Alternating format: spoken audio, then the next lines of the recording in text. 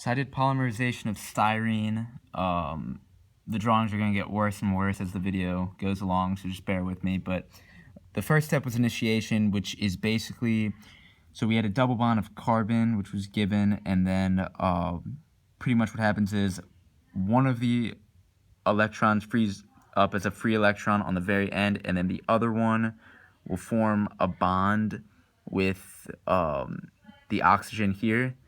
So it'll end up looking like this.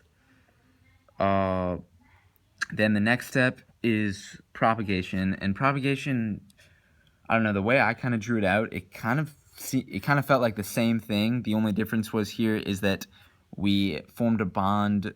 We had the same double bond of carbon, and the bond was broken, which brought a free electron to the end again.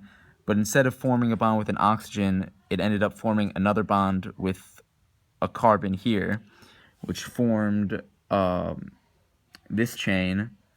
And then we pretty much do the same propagation again and again for a certain number of times. I did it one more time, and then I demonstrated that it'll happen many, many times by showing the parentheses and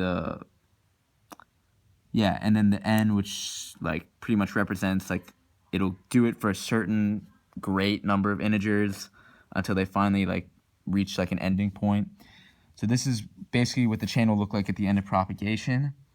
And then termination is basically when we take that monomer chain and we bind it with an exact replica, identical monomer chain.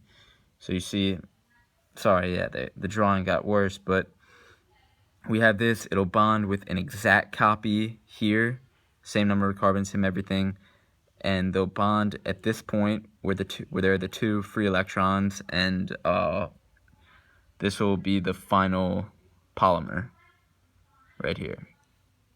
And I think that's it. Tell me if I went wrong anywhere.